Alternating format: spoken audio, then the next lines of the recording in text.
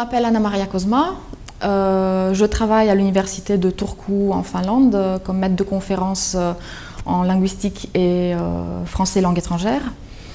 Mes recherches portent surtout sur la construction discursive des significations et la manière dont le discours non seulement décrit mais aussi construit le monde.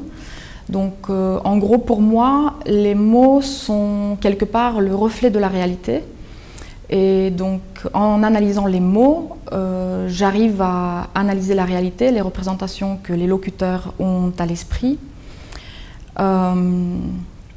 Quelque part, les discours vont reprendre ces représentations puisque les discours utilisent des mots, évidemment, mais les discours vont aussi avoir ce pouvoir de modifier la réalité.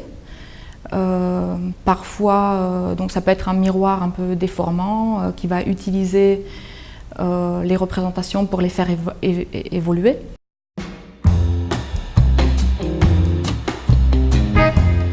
Il y a un lien entre effectivement mes recherches et la communication que je viens de faire, qui a donc parlé de la peur en tant qu'élément qui fait partie des discours qui ont suivi les attentats de novembre 2015. Mais la peur, elle fait partie de ces discours, non pas en tant qu'elle est nommée explicitement, elle est sous-jacente à d'autres mots. Et donc tout à fait, il y a un lien puisque j'ai analysé les discours du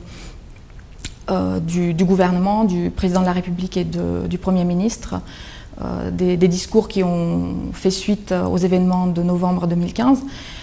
J'ai étudié ces discours en me basant justement sur une description préalable des mots qui eux-mêmes contiennent le mot peur quelque part. En tout cas, il y a l'idée de peur, par exemple quand on parle de sécurité.